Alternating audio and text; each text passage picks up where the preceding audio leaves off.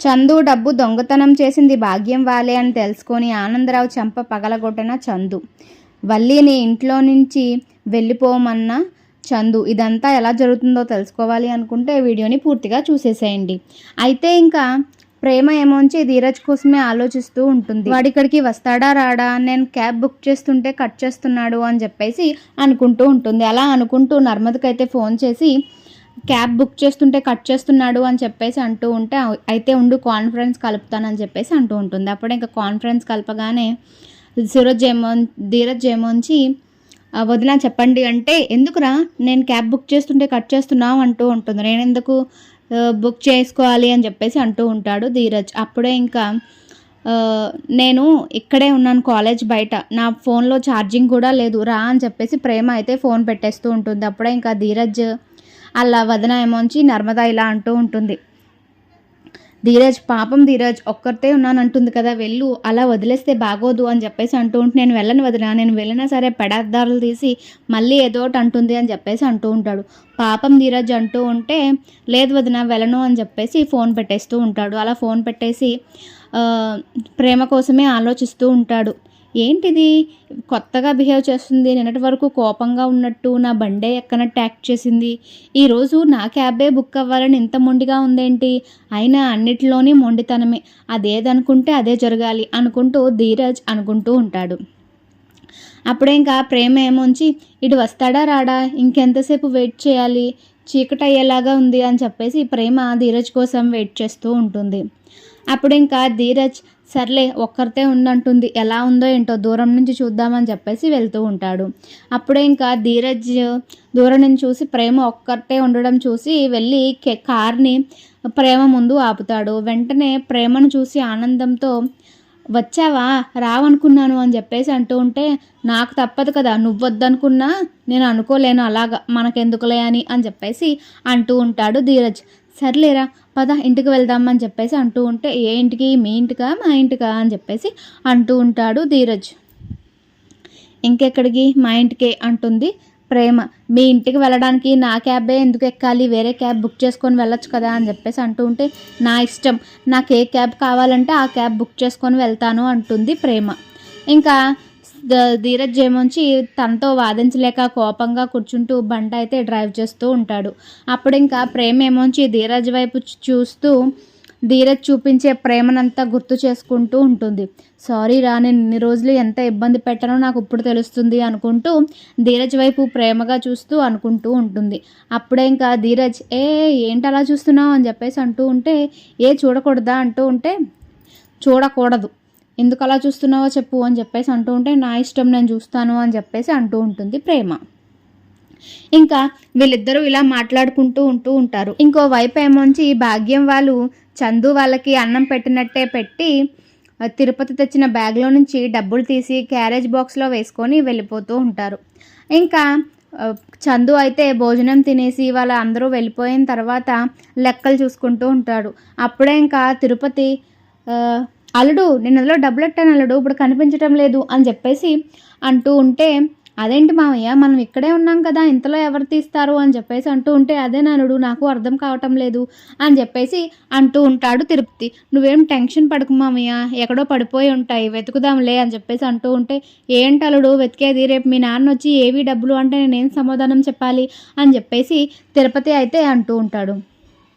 ఇంకా సరే అని చెప్పేసి చందు, అవును కదా, నాకు కూడా అదే టెన్షన్గా ఉంది మామయ్య, ఇలా డబ్బులు పోయాయని తెలిస్తే నాన్న ఊరుకోరు, కోప్పడతారు, అంత అజాగ్రత్తగా ఎలా ఉన్నారు అని చెప్పేసి అంటారు అని చెప్పేసి అంటూ ఉంటే, అవుననుడు ఇప్పుడు ఏం చేద్దాము అని చెప్పేసి అంటూ ఉంటాడు. అప్పుడే ఇంకా చందు మనసులో అయితే ఇలా అనుకుంటూ ఉంటాడు, ఎప్పుడూ లేనిది మధ్యాహ్నం ఆ భాగ్యం వాళ్ళు ఎందుకు భోజనం తీసుకువచ్చారు అని చెప్పేసి అంటూ ఆలోచిస్తూ ఉంటాడు.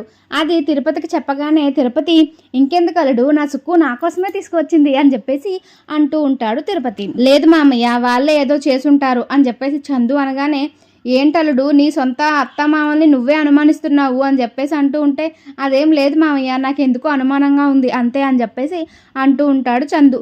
అలా అనక సుక్కు అని అలా అనక చందు అని చెప్పేసి తిరుపతి అనగానే, సరే మామయ్య, నువ్వు ఇక్కడ అందరినీ అడిగి వెతుకుతూ ఉండు, నేను ఇంటికి వెళ్ళి వస్తాను అని చెప్పేసి చందు అనగానే, తిరుపతి అవునరా, ఇంకా కనిపించకపోతే పోలీస్ కంప్లైంట్ ఇద్దామని చెప్పేసి తిరుపతి అంటూ ఉంటాడు. అప్పుడే ఇంకా చందు ఇంటికి వెళ్తూ ఉంటాడు. ఇది ఇలా ఉంటుండగానే వేదవతి నర్మద ఇంకా మాట్లాడుకుంటూ ఉంటారు.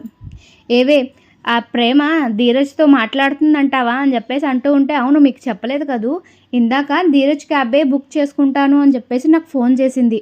ధీరజ్ కానీ క్యాబ్ ఎన్నిసార్లు బుక్ చేసినా కట్ చేస్తున్నాడంట, మరి వెళ్ళాడో లేదో అని చెప్పేసి అనుకుంటూ ఉంటారు. అప్పుడే ఇంకా వేదవతి ఏమొంచి, ఏంటి ప్రేమే క్యాబ్ బుక్ చేస్తుంటే వీడు కట్ చేస్తున్నాడా, అది మాట్లాడితే ఈడు మాట్లాడు, ఈడు మాట్లాడితే అది మాట్లాడదు, ఏంటే వీళ్ళిద్దరు తీరు అని చెప్పేసి అంటూ ఉంటే, ఏమో అత్తయ్య వాళ్ళిద్దరూ చూసుకుంటారులే, భార్యాభర్తల మధ్యలో మనం దూరకూడదు అని చెప్పేసి అంటూ ఉంటుంది నర్మద. నిజమే, కానీ అది అలా మొండి పట్టేసి కూర్చొని వాళ్ళ ఇంట్లో కూర్చుంటే వీడు ఇలాగే తయారవుతాడు, అది మనసు మార్చుకొని దేవుడి దయ వల్ల మన ఇంటికి వచ్చేస్తే బాగున్ను అని చెప్పేసి అనుకుంటూ మాట్లాడుకుంటూ ఉంటారు. అప్పుడే ఇంకా అమూల్య ఆలోచనలో పడుతుంది. నిజంగానే విశ్వలో మార్పు వచ్చిందా, ఎందుకు ఇలా బిహేవ్ చేస్తున్నాడు, పొద్దున కూడా అంతే అమ్మ దగ్గర చాలా వింతగా బిహేవ్ చేశాడు, ఎప్పుడూ ఇలా లేడు, ఏదైనా ఎప్పుడు గొడవ చేద్దామా అని చెప్పేసి అనుకుంటాడు. నిజానికి వాడిని నమ్మాలో లేదో కూడా అర్థం కావటం లేదు. నిజంగానే ఏమైనా ప్లాన్ చేస్తున్నాడా, లేదంటే నిజంగానే మార్పు వచ్చిందా అర్థం కావటం లేదు అని చెప్పేసి అమూల్య అయితే విశ్వ కోసం ఆలోచిస్తూ ఉంటుంది. విశ్వ దగ్గరికి ఆలోచిస్తూ ఉన్న అమూల్య దగ్గరికి వచ్చి, వేదవతి ఏం ఆలోచిస్తున్నావే అంటే, అదే అమ్మా ఆ విశ్వ కోసం అంటూ ఉంటే, శ్రీరామ వాడి కోసం నువ్వేం ఆలోచిస్తున్నావే అని చెప్పేసి అంటూ ఉంటుంది వేదవతి. అప్పుడే ఇంకా అమూల్య, అబ్బే అదేం లేదమ్మా నువ్వు ఉండు అని చెప్పేసి అంటూ ఉంటే, మరేంటే వాడి కోసం నువ్వేం ఆలోచిస్తున్నావు అని చెప్పేసి అంటూ ఉంటే, అదేం కాదమ్మా, విశ్వ ఇంతకు ముందులా కాదు, చాలా మారినట్టు అనిపిస్తున్నాడు, కానీ వాడిని నమ్మాలో లేదో అర్థం కావటం లేదు అని చెప్పేసి అంటూ ఉంటే, అవునే పొద్దున్న నాకు కూడా అదే అనుమానం వచ్చింది, వాడు నిజంగానే మారాడో నటిస్తున్నాడో అర్థం కావటం లేదు అని చెప్పేసి అంటూ ఉంటుంది వేదవతి. అప్పుడే ఇంకా వేదవతి, అయినా వాడి కోసం నీకు అనవసరం, నువ్వు ఆలోచించుకు అని చెప్పేసి అంటూ ఉంటే, సరేనమ్మా నాకేమీ కాదు, మన రెండు కుటుంబాలు కలుస్తాయని అన్నాడు కదా, దానికోసం ఆలోచిస్తున్నాను అంతే అని చెప్పేసి అంటూ ఉంటాడు. మన రెండు కుటుంబాలు ఎప్పుడు కలవాలి, నువ్వు అన్ని ఆశలు పెట్టుకోకు అని చెప్పేసి అంటూ ఉంటే, కాదమ్మా మన రెండు కుటుంబాలు కలిసిపోతే ప్రేమ వదిన ఎలాగైనా మన ఇంట్లోనూ ఉంటుంది, ధీరజ్ అన్నయ్యతో కలిసే ఉంటుంది అని చెప్పేసి అనగానే, అది నా 25 ఏళ్ళ ఆశే, ఇప్పటికిప్పుడు తీరాలంటే తీరదు అని చెప్పేసి అనుకుంటూ వేదవతి అంటూ ఉంటుంది. నువ్వు ఎక్కువగా ఆలోచించుకు, వెళ్ళి పడుకో అని చెప్పేసి అంటూ ఉంటుంది. సరే అమ్మా అని చెప్పేసి అమూల్య అయితే అంటూ ఉంటుంది. ఇంకా విశ్వ కూడా అమూల్య నాతో ఎప్పుడు మాట్లాడుతుందో, నన్ను ఎప్పుడు నమ్ముతుందో అన్నట్టు ఆలోచించుకుంటూ ఉంటాడు.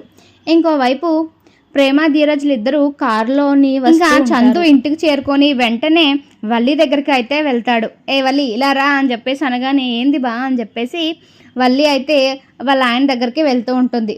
మీ వాళ్ళు ఇంక మారరా అంటే, అప్పుడు వల్లి భయంగా, ఏంటి ఇలా మాట్లాడుతున్నారు, దొంగతనం విషయం తెలిసిపోయిందా ఏంటి అని చెప్పేసి కంగారు పడుతూ ఉంటుంది.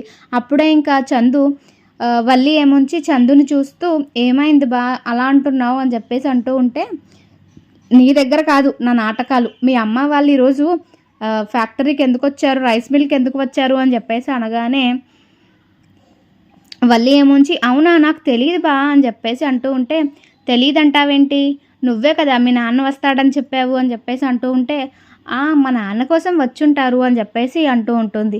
అయినా మీ నాన్న ఎప్పుడూ లేనిది ఈరోజే ఎందుకు వచ్చాడు అని చెప్పేసి అంటూ ఉంటే, అదేంటి బా నీకు హెల్ప్ చేద్దామని వచ్చాడు అని చెప్పేసి అంటే, మీ హెల్ప్ నాకేం అవసరం లేదు, మీరు చేసిన హెల్ప్ చాలు, కానీ మీ అమ్మ వాళ్ళు డబ్బుని దొంగతనం చేసి తీసుకువెళ్ళారు అని చెప్పేసి అనగానే ఒక్కసారే వల్లి షాక్ అయిపోతూ ఉంటుంది.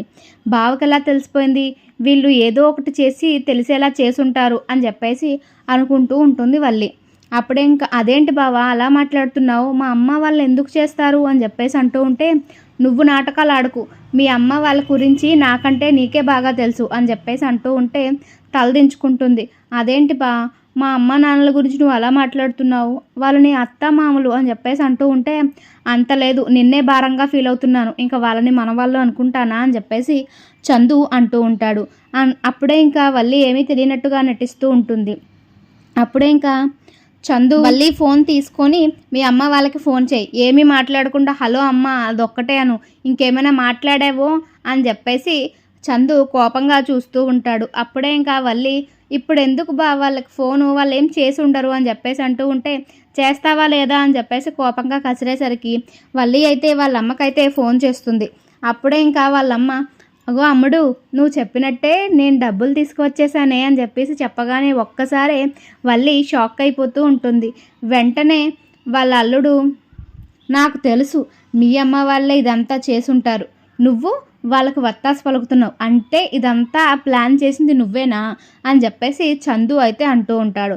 వెంటనే వాళ్ళ ఇంటికి తీసుకొని వెళ్ళి ఆనందరావుని చెంప పగలగొడతాడు. నువ్వెందుకు వచ్చావురా మా ఫ్యాక్టరీలోకి ఇలా దొంగతనం చేయడానికా, మా ఫ్యాక్టరీ పరువు తీయడానికా, ఆ ఫ్యాక్టరీలో ఉన్న డబ్బంతా దోచుకోవడానికి వచ్చారా అని చెప్పేసి చందు అయితే ఆనందరావుని కొడుతూ ఉంటాడు. అప్పుడే ఇంకా భాగ్యం కొట్టకండి బాబు కొట్టకండి అని చెప్పేసి ఉంటే మీరు ఆగండి, ఆడవాళ్ళని ఊరుకుంటున్నాను, ఇంకా జన్మలో మీ మొహం చూడను, మీ అమ్మాయిని మీ ఇంటికి తీసుకువెళ్ళిపోండి అని చెప్పేసి అంటూ వల్లినైతే ఇంట్లో నుంచి వెళ్ళిపోమని అంటూ ఉంటాడు. ఇప్పుడే ఇంకా వల్లి బాధగా బా నాకేం తెలియదు బా నేనేం చేయలేదు బా అంటూ ఉంటే నువ్వు నాటకాలు ఆడకు, ఫోన్ చేయగానే మీ అమ్మ ఏమంది, నువ్వు చెప్పావు కదా అందుకే డబ్బులు తీసేశాను అంది, నీకు తెలియదంటే ఇప్పుడు నేను ఎలా నమ్ముతాను అని చెప్పేసి చందు వల్లినైతే బయటకు గెంటేస్తాడు.